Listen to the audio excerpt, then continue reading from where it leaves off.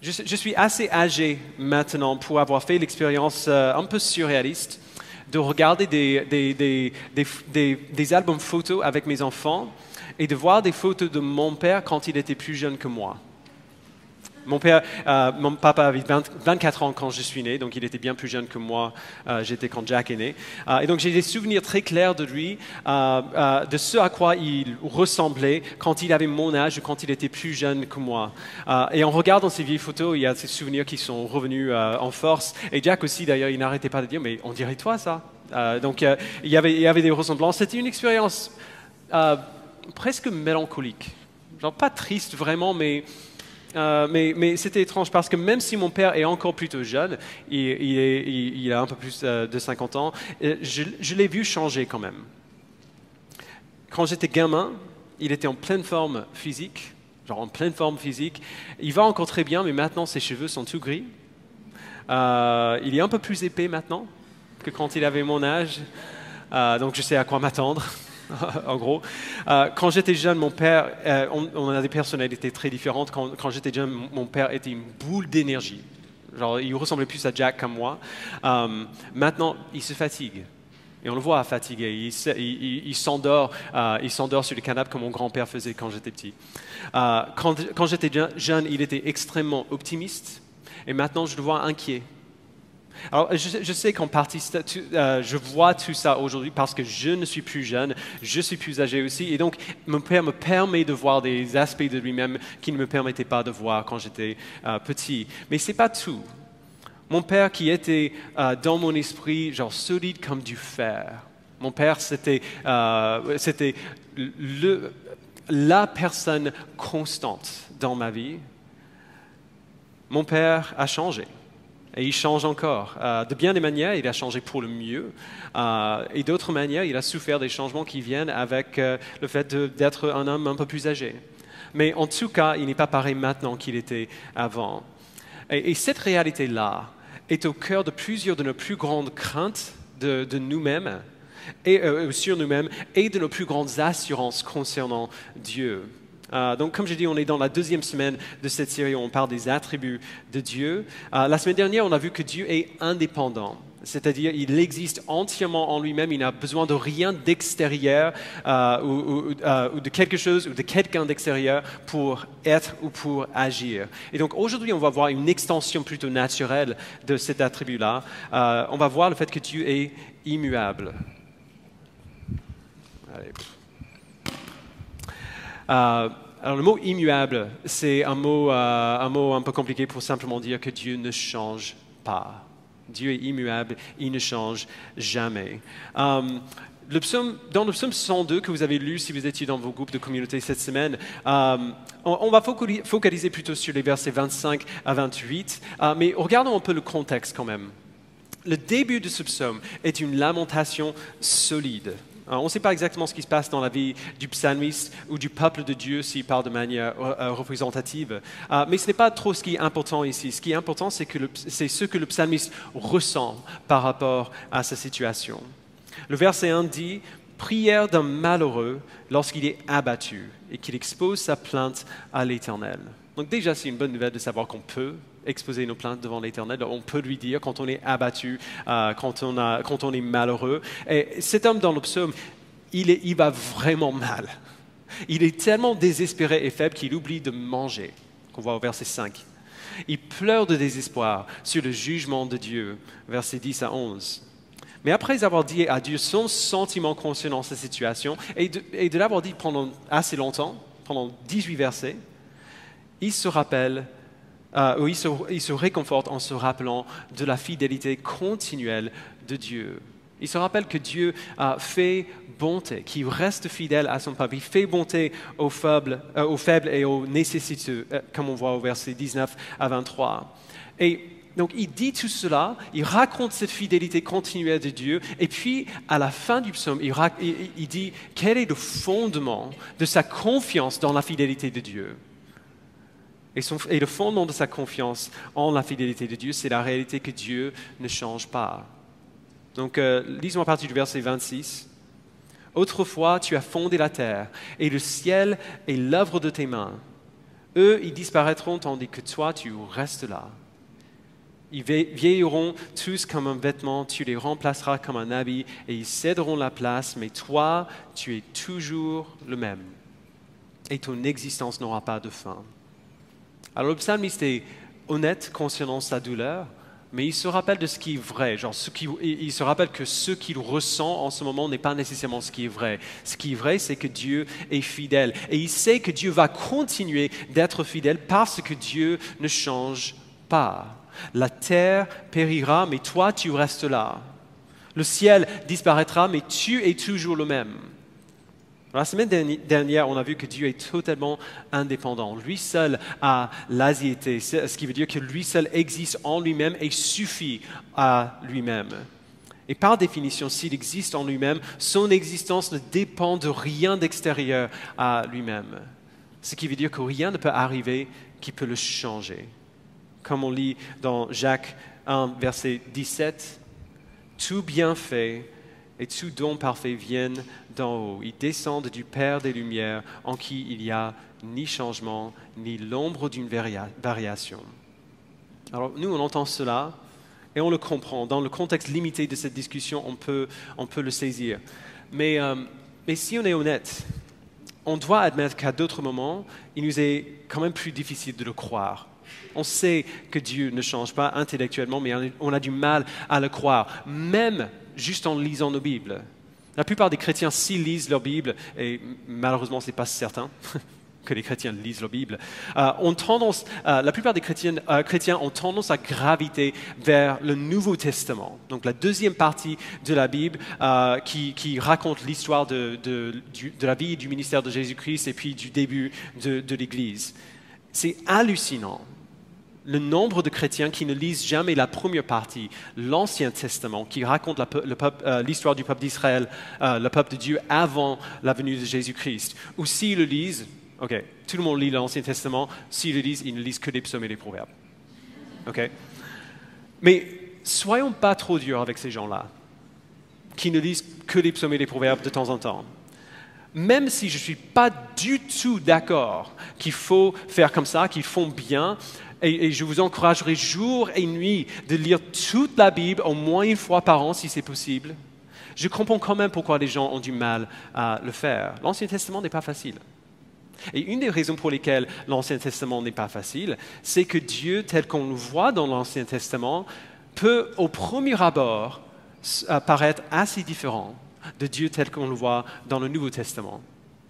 Vous avez déjà sûrement entendu des phrases comme « le Dieu de l'Ancien Testament est le Dieu du jugement, le Dieu du Nouveau Testament est le Dieu de la grâce. Le Dieu de l'Ancien Testament est le Dieu de la colère, le Dieu du Nouveau Testament est le Dieu de l'amour. Le Dieu de l'Ancien Testament est le Dieu de la punition, le Dieu du Nouveau Testament est le Dieu du pardon, et ainsi de suite. » Alors, je pourrais parler pendant des heures de pourquoi tout cela est absolument faux. Le Dieu de l'Ancien Testament, c'est le Dieu du Nouveau Testament. Genre, Yahvé et Jésus-Christ ne sont pas en conflit l'un avec l'autre, c'est le même Dieu. Mais quand même, montrons un peu de grâce à ceux qui le voient comme ça.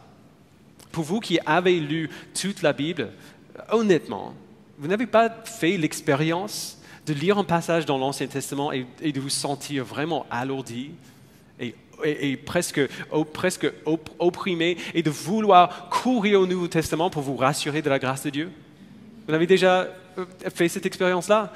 Si ça ne vous est jamais arrivé, il est fort probable que vous ne lisez pas votre Bible. Il y a des passages comme ça dans l'Ancien Testament. Parfois, c'est ça que ça fait de lire la Bible. Quand on lit la Bible trop rapidement ou trop superficiellement, on peut sortir avec ce sentiment-là. Alors si c'est vous, ne vous en voulez pas, n'ayez pas peur. Si vous avez tendance à voir Dieu différemment à des moments différents dans la Bible, il y a deux concepts qui peuvent vous aider à faire la paix avec cette soi-disant disparité entre l'Ancien et le Nouveau Testament. Donc regardons d'abord au concept un peu plus difficile.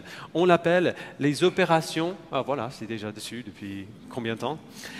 Les opérations inséparables de la Trinité. Alors comme d'habitude, vous n'avez pas besoin de connaître le terme, mais l'idée derrière est vraiment importante.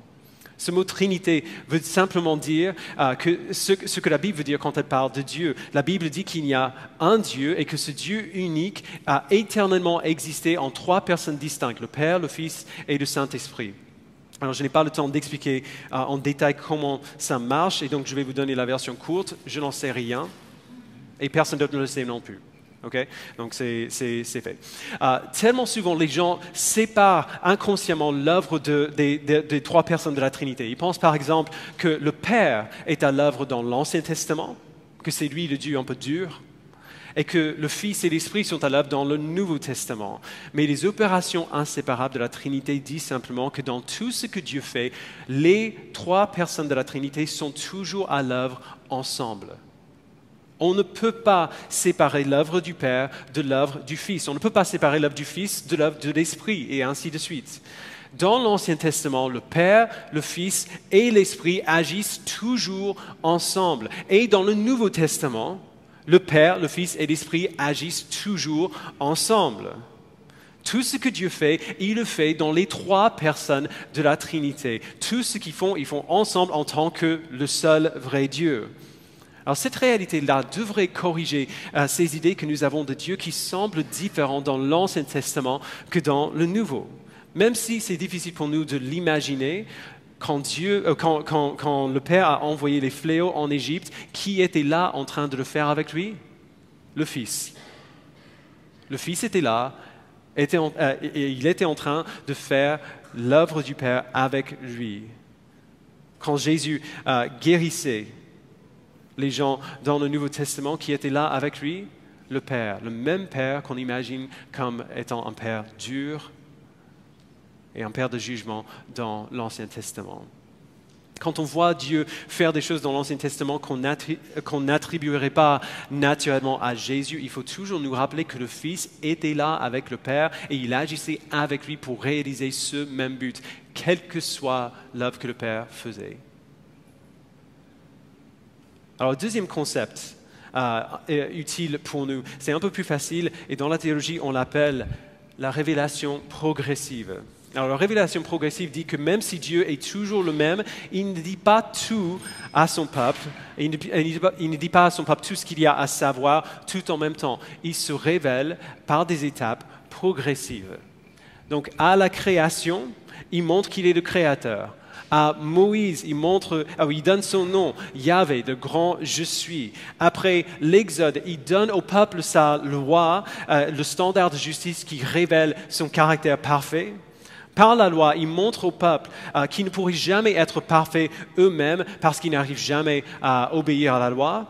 Par les prophètes, il révèle pourquoi c'est un problème, pourquoi son caractère n'accepte pas et ne peut pas accepter la désobéissance et le péché, et il promet d'envoyer un sauveur pour résoudre ce problème. Et en Christ, il montre à son peuple à quel point sa solution est incroyable. Lui-même prendra l'imperfection de son peuple, il souffrira la punition de son peuple pour eux à leur place. Dieu lui-même subira la douleur de sa propre colère pour le peuple qu'il aime. Autrement dit, il y a des étapes dans le plan de Dieu et il nous aide progressivement à travers l'histoire de la Bible à voir plusieurs facettes de son caractère et de son plan.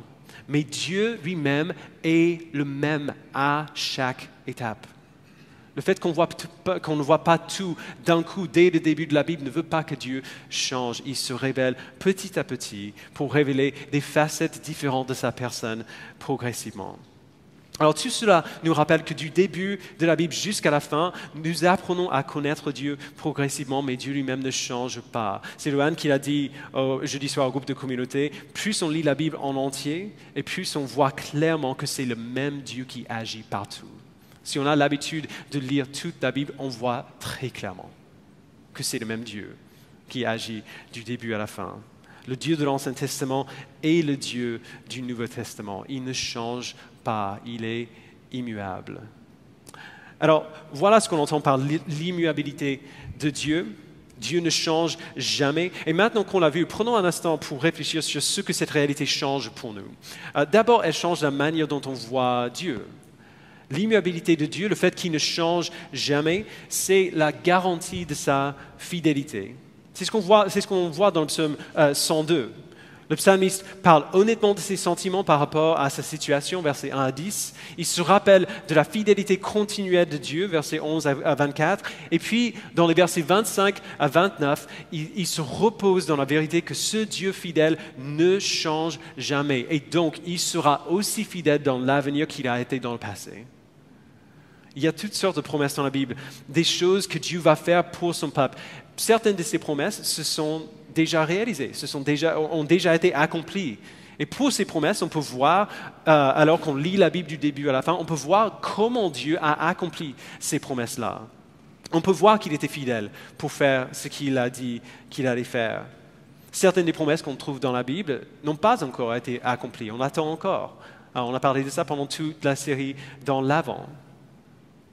Mais on peut avoir la certitude absolue que Dieu va faire ce qu'il a dit. Il va accomplir ses promesses. Pourquoi? Parce qu'il ne change pas. Le Dieu qui a accompli ses promesses à son peuple dans le passé va accomplir ses promesses à son peuple dans l'avenir parce qu'il ne change pas. Comme on a vu dimanche dernier, rien ne peut faire que Dieu désire quelque chose qu'il ne désire pas déjà. Rien ne peut lui faire changer d'avis. Son immuabilité garantit que s'il dit quelque chose, il va le faire. Il va le faire. Deuxièmement, puisque Dieu ne change pas, on peut le connaître. C'est tout simple, c'est tout bête, mais c'est énorme. Puisque Dieu ne change pas, on peut le connaître. Il s'est révélé dans sa parole, et donc on peut ouvrir la Bible. Pardon. On peut ouvrir la Bible et savoir que la manière dont Dieu se décrit dans ces pages reste vraie encore aujourd'hui. Genre, quand Dieu se décrit dans la Bible, il n'y a rien qui a changé. Il est pareil aujourd'hui qu'il était quand ces mots ont été écrits. On ne pourra, il nous a pas dit tout ce qu'on peut savoir sur lui. On ne pourrait jamais épuiser les richesses de sa personne, mais tout ce qu'il nous a dit de lui-même dans la Bible est toujours d'actualité aujourd'hui. Il n'a pas changé au fil des millénaires depuis la rédaction de l'Écriture et aujourd'hui. Et donc, en lisant la Bible et en apprenant comment Dieu se décrit dans la Bible, on peut le connaître tel qu'il est aujourd'hui. On peut connaître le Dieu qui existe aujourd'hui parce qu'il n'a pas changé depuis la rédaction de la parole de Dieu. De manière similaire, son immuabilité nous rappelle de la vérité ou du caractère immuable de l'Écriture, de la Bible. Dans Matthieu 7, 24 à 27, Jésus dit « C'est pourquoi toute personne qui entend ces paroles que je dis et les met en pratique, je les comparerai à un homme prudent qui a construit sa maison sur le rocher. La pluie est tombée, les torrents sont venus, les vents ont soufflé et se sont déchaînés contre cette maison. Elle ne s'est pas écroulée parce qu'elle était fondée sur le rocher. Mais toute personne qui entend ces paroles que je dis et ne les met pas en pratique ressemblera à un fou qui a construit sa maison sur le sable. La pluie est tombée, les torrents sont venus, les vents ont soufflé et se sont abattus sur cette maison. Elle s'est écroulée et sa ruine a été grande. » Le sable bouge constamment sous une maison, mais un rocher est stable et solide, il ne bouge pas. Les paroles de Christ sont un fondement stable pour nos vies, il dit, parce que ce sont les paroles de Dieu et Dieu ne change pas. Les paroles de Christ sont stables pour nous parce que ce sont les paroles de Dieu et Dieu ne change pas. Le Dieu qui a inspiré le livre de la Genèse, c'est le Dieu qui vit en nous aujourd'hui. Le Dieu qui a préservé sa sainte parole à travers des millénaires nous préserve aussi dans notre salut. Nous pouvons ouvrir nos Bibles et savoir que la vérité de la Bible ne change pas selon le contexte, selon le moment, selon l'endroit, parce que c'est la parole de Dieu et Dieu ne change pas. Puisque Dieu ne change pas, ce qu'il dit ne change pas non plus. Il ne va pas changer son message aujourd'hui alors qu'il a déjà dit dans le passé, parce qu'il ne change jamais. Peu importe où nous sommes ou ce que nous vivons, ces promesses sont sûres et certaines. Elles ne dépendent pas de facteurs externes. Et finalement, son immuabilité nous donne du réconfort. On a beaucoup déménagé quand j'étais petit, donc on n'a pas de maison familiale. J'aimerais bien savoir ce que ça donne d'avoir une maison familiale pour vous qui en avez. Mais peu importe où mes parents ont vécu, quand même, il y a des choses dans la maison qui sont toujours présentes. Et on les a vues il y a quelques semaines quand on est rentré. Les photos de bébés de moi et mes frères. qui sont sur le mur sont sur le mur depuis toute ma vie. Depuis toute mon enfance, ces photos sont là. Les couverts et la vaisselle qu'ils utilisent aujourd'hui sont les mêmes qu'on utilisait quand j'étais petit. Cette sculpture franchement étrange du Père Noël qui loue le bébé Jésus est sur l'étagère chaque Noël depuis mon enfance. Et je l'adore. Il n'a pas bougé, il est trop bizarre, je suis d'accord, mais j'aime bien. Ils ont plusieurs des mêmes couvertures. Des choses toutes simples comme ça, des couvertures qu'ils avaient quand j'étais petit, avec lesquelles je me suis couvert quand j'étais malade, quand j'étais bébé, quand j'étais gamin. Peu importe où ils vivent, la maison de mes parents a la même odeur. Peu importe combien j'ai 38 ans maintenant, j'ai une famille à moi-même, je n'ai pas besoin de mes parents, pas comme avant. Je n'ai pas besoin d'eux comme quand j'étais petit, mais quand même, il y a quelque chose de bizarrement réconfortant dans le fait de rentrer chez mes parents et de voir tous ces souvenirs de mon enfance, de sentir les odeurs avec lesquelles j'ai grandi. L'immuabilité de Dieu est notre source ultime de réconfort. Une des caractéristiques qui définissent Dieu dans l'Apocalypse 4, verset 8, après sa sainteté, c'est que le Seigneur Dieu, le Tout-Puissant, celui qui était, qui est et qui vient.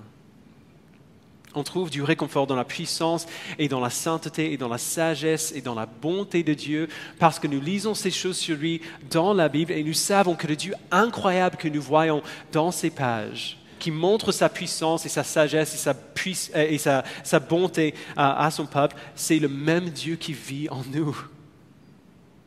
Alors, quand on lit l'histoire de Dieu qui vient au secours de son peuple en Égypte, si on réalisait que ce Dieu-là qui fait ces choses incroyables, en fait, c'est celui qui vit en moi par son esprit. Il prend soin de nous et nous sert. Son immuabilité, le fait que c'est le même Dieu aujourd'hui qu'à cette époque-là, est une source incroyable de réconfort pour nous. La vérité de l'immuabilité de Dieu change tout. Elle change la manière dont on voit Dieu et elle change aussi la manière dont nous nous voyons nous-mêmes. Dieu ne change jamais. Nous, par contre, on change constamment. Et d'ailleurs, c'est notre point, tout simplement. Nous changeons constamment. On n'est jamais constant. On dit qu'on va faire quelque chose et on en fait une autre. On change d'avis, on revient sur nos engagements. La réalité de notre changement perpétuel est vraie à tous les niveaux possibles. Toutes les cellules de notre peau meurent et sont remplacées à peu près tous les 27 jours. On perd, vous savez ces choses, on perd tous entre 50 et 100 cheveux tous les jours. Ça me fait flipper à chaque fois quand même. Et évidemment, il y a beaucoup plus d'exemples que je pourrais donner. On le voit physiquement et on le voit aussi dans notre comportement, même sur des périodes très courtes. C'est pour ça qu'on aime les psaumes. On voit David, 1 minute, qui dit « Oh Dieu, tu es mon Dieu, tu es toujours avec moi, mon âme est satisfaite en ta présence. » Et littéralement, trois lignes plus tard, « Mais où es-tu, Seigneur? Pourquoi m'as-tu abandonné ?» Genre, on a fait ces expériences aussi. On se sent bien, on est heureux. Et une toute petite mauvaise nouvelle, disons une grève de transport à Paris, peut changer tout cela très rapidement. Et si c'est vrai à une petite échelle en ce qui concerne notre humeur tout simplement, combien de plus cela est vrai pour des sujets plus grands? On a beaucoup de couples, comme vous savez, dans l'Église qui se sont mariés récemment ou qui sont en train d'aller vers là. Quand on fait des préparations au mariage avec les nouveaux couples, on leur pose beaucoup de questions concernant où ils se voient dans plusieurs années. Ce qu'ils comptent faire en termes de la vie de l'Église, des enfants, des vacances, la gestion des finances et ainsi de suite. C'est bien de parler de ces choses. Et on fait toujours attention pour dire que ces choses peuvent changer. Genre, on discute là. Mais ces choses peuvent changer et probablement vont changer au fil du temps. Le plan qu'on a aujourd'hui n'est pas nécessairement le plan qu'on va avoir demain. Mais peu importe combien on dit ça, quand on est dans un couple, on est presque toujours surpris quand les choses changent. Genre, tu as dit que tu veux les 2 enfants et maintenant tu en veux 6. On a fait un plan, mais on a parlé de tout ça, on a établi un plan. Oui, on avait un plan, mais les gens changent. On change d'avis, on change d'opinion et de préférence. C'est juste entre parenthèses, quand on est frustré les uns avec les autres, bizarrement, on utilise souvent le langage de l'immuabilité pour montrer les imperfections de l'autre. Mais tu fais toujours ça. Tu ne fais jamais ce que tu dis que tu vas faire, et ainsi de suite. Bref. Les êtres humains sont toujours décevants. Toujours. Non pas parce qu'on est aussi mauvais que possible, mais parce qu'on est rarement prévisible. On dit qu'on va faire quelque chose, mais on change d'avis. Mais il y a une bonne nouvelle dans tout cela aussi. La bonne nouvelle derrière le fait que nous changeons constamment, c'est la vérité simple que nous pouvons changer. Nous pouvons changer. Un des mensonges les plus destructeurs et fréquents dans les relations, c'est celui qui dit « c'est comme ça que je suis, tu ne peux pas me demander d'être quelque chose que je ne suis pas ». C'est faux. On change tout le temps. Tout le monde change tout le temps. On peut changer pour le pire, mais on peut aussi changer pour le meilleur. Alors, il faut bien dire, ces changements pour le meilleur ne sont qu'accessoires si l'Esprit ne fait pas l'œuvre de changer nos cœurs. Mais combien de fois est-ce qu'on a regardé à nos vies, on a regardé à la parole et on a douté que l'Esprit peut vraiment faire cette œuvre de changement en nous? On regarde à ce que la Bible nous appelle à faire, ce que Dieu nous appelle à être, le type de personne qui veut nous faire devenir, et on est horriblement intimidé, même juste en regardant quelque chose d'aussi simple que les 10 commandements. On les regarde et on se dit, mais c'est fichu ça. Ça, je sais très bien, je ne pourrai jamais être à la hauteur de ces commandements. Mais encore une fois, les gens changent tout le temps. Même sans la foi, les gens apprennent à créer de nouvelles habitudes, à voir des choses différemment, à manger plus sainement, à être plus généreux. Alors, si on peut faire ça, même sans la foi, imaginez ce qui peut se passer lorsque le Dieu immuable de l'univers vit en nous et nous transforme comme il a promis de le faire. Imaginez combien nous pouvons changer si ce n'est pas nous qui produisons ce changement, mais Dieu qui le produit en nous. Et c'est exactement ce qu'il a promis de faire.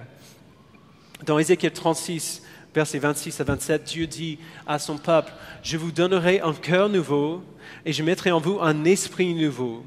Je retirerai de votre corps le cœur de pierre et je vous donnerai un cœur de chair. C'est mon esprit que je mettrai en vous. Ainsi, je vous ferai suivre mes prescriptions, garder et respecter mes règles. » Et dans Philippiens 2, versets 12 à 13, Paul explique comment il fait. Il dit « Ainsi, mes bien-aimés, vous qui avez toujours obéi, non seulement quand j'étais présent, mais bien plus encore maintenant que je suis absent, mettez en œuvre votre salut avec crainte et profond respect. En effet, c'est Dieu qui produit en vous le vouloir et le faire pour son projet bienveillant. Nous travaillons.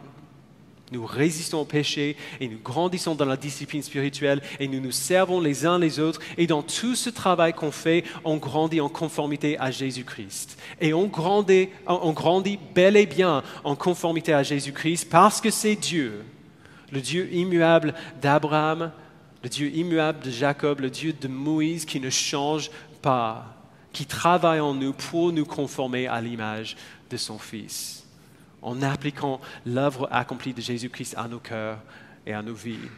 Il nous déclare justes et puis il nous rend justes. Et c'est avec cette même grâce qu'il agit depuis le début. Depuis le début de la Bible, on voit cette même grâce à l'œuvre. Il choisit son peuple, il pardonne son peuple, il leur donne sa loi, donc sa volonté pour leur vie, et il rend son peuple saint comme il est saint. Il a toujours agi de cette manière. Nous pouvons changer parce que Dieu ne change pas. Il agit aujourd'hui comme il a toujours fait.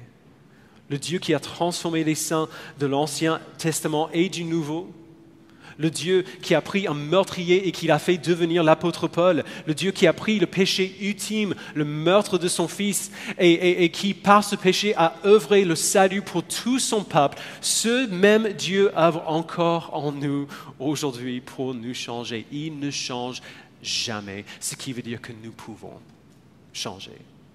Parce que ce n'est pas nous qui le faisons, mais le Dieu immuable qui le fait en nous. Alors, cette réalité de l'immuabilité de Dieu place deux grands appels sur nos vies. D'abord, elle nous appelle tout simplement à l'obéissance. Le Dieu qui ne change pas nous dit ce à quoi il ressemble et il nous invite à devenir semblables à lui. Il envoie son Fils vivre notre vie, subir notre mort, et il nous invite afin que nous n'ayons plus la menace et de la condamnation sur nous. Et une fois qu'il nous réconcilie avec lui-même et nous déclare juste, il travaille continuellement en nous par son esprit et dit « Ok, travaillez avec moi, laissez-moi vous changer ». Frères et sœurs, ce que nous étions, ce que nous avons toujours été jusqu'ici, n'est pas ce que nous serons. Ce que nous étions n'est pas ce que nous serons. Nous ne sommes pas condamnés à rester dans cet état pour toujours, quel que soit notre état aujourd'hui. On n'est pas condamné à en rester là. Pour nous qui avons été sauvés par le Saint-Esprit de Dieu, le péché n'est plus la position de défaut pour nos cœurs. Il nous a libérés du péché. Et donc, nous pouvons dire non.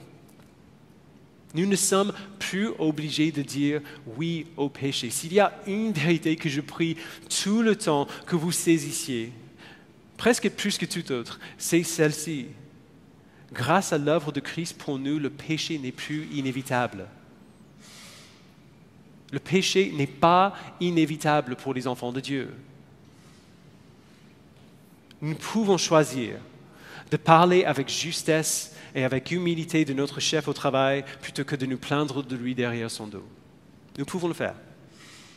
Nous pouvons choisir de fuir le péché plutôt que de céder à la tentation. On peut choisir d'être généreux, de faire des sacrifices pour le royaume de Dieu plutôt que d'amasser une richesse de jouets inutiles pour nous-mêmes. Nous pouvons choisir de ne pas coucher avec notre copine, de prendre sa pureté à la légère, mais de la protéger pour le jour où on peut y prendre plaisir comme Dieu l'a prévu. Oui, on peut faire ces choses. Et toute autre chose à laquelle la Bible nous appelle, puisque le Dieu immuable a accompli sa promesse de nous libérer du péché, nous pouvons apprendre à aimer ce qu'il aime. Nous pouvons apprendre à désirer ce qui est vraiment désirable. Nous pouvons apprendre à faire confiance qu'il sait mieux que nous.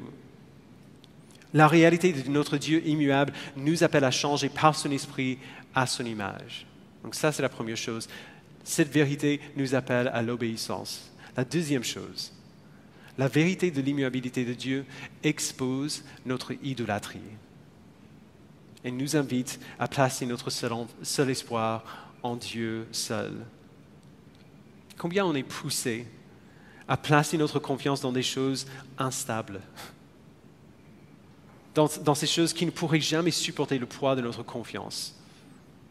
Comme la maison sur le sable, nous bâtissons nos vies et nos espoirs et nos identités sur des choses qui changent constamment. Et du coup, par conséquent, ces faux dieux nous déçoivent à chaque fois.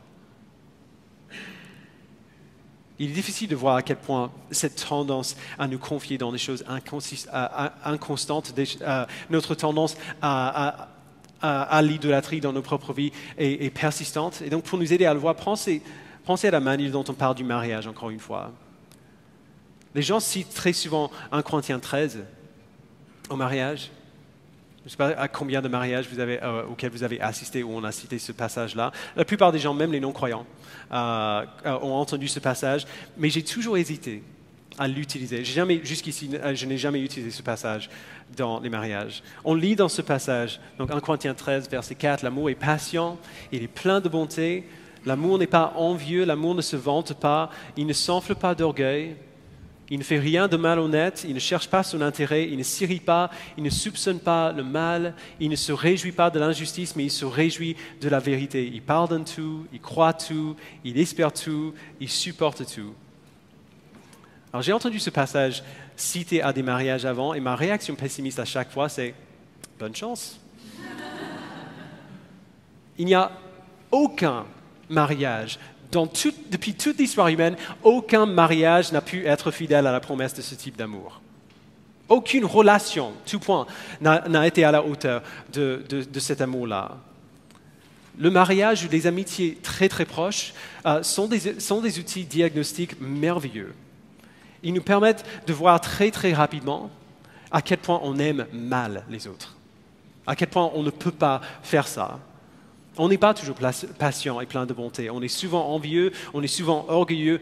À quel point est-ce qu'il est facile de chercher notre propre intérêt? À quel point est-ce qu'il est impossible pour nous de tout pardonner et de tout supporter quand tout comprend le péché de quelqu'un d'autre visé contre nous?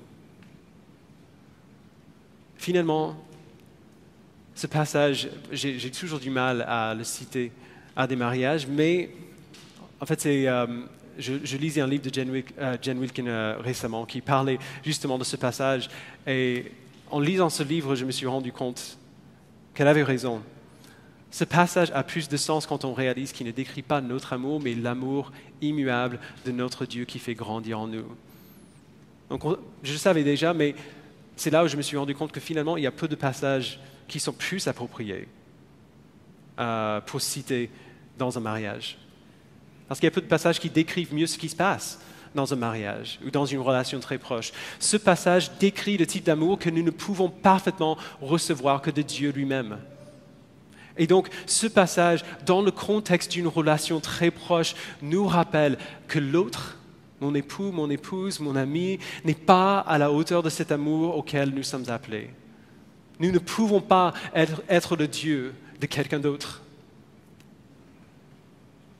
Et si nous nous rappelions que nous étions incapables de nous fournir l'un à l'autre l'amour stable et constant dont on a véritablement besoin, nous serions beaucoup plus prêts à nous aimer de la bonne manière, avec grâce pour les manquements de l'autre, avec le désir de donner l'amour qu'on est capable de donner par l'Esprit, et en nous reposant dans le Dieu qui nous aime parfaitement et qui nous fait grandir à l'image de cet amour-là.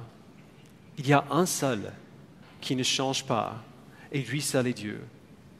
Lui seul peut supporter le poids de nos attentes, de nos espoirs, de nos craintes, de nos identités. Et lui seul a donné son Fils, le seul moyen que nous avons pour bâtir notre maison sur le rocher. Alors que nous réalisions à quel point nous et tous les autres sommes instables et inconstants, nous sommes invités à placer notre confiance en le seul constant de cet univers, Dieu lui-même en qui nous pouvons faire confiance parce qu'il ne change jamais. Je vous invite à prier avec moi. Père, nous te remercions pour ton caractère immuable. Nous te remercions, Père, pour cette réalité que tu ne changes jamais. Que quand on lit le livre de la Genèse, c'est là où je suis dans mon plan de lecture aujourd'hui, quand je lis les histoires qui sont racontées sur ce que tu as fait pour établir ton alliance avec ton peuple et pour préserver cette alliance avec ton peuple, ce que tu as fait à ce moment-là, le Dieu que tu étais à ce moment-là, tu es le même Dieu aujourd'hui. Je peux avoir l'assurance dans la nouvelle alliance que tu as établie avec ton peuple parce que tu es le même Dieu. Donne-nous, Père, soif de te connaître, l'assurance que nous pouvons te connaître parce que tu es le même, hier, aujourd'hui et à jamais. Donne-nous de ne pas bâtir nos vies sur des choses qui ne peuvent pas supporter le poids de nos vies, mais de nous reposer entièrement en toi, qui est stable, qui est constant, et dont la puissance et la sagesse et la souveraineté et l'amour ne changent jamais. Donne-nous d'observer ton caractère, d'apprendre à aimer ce que tu aimes.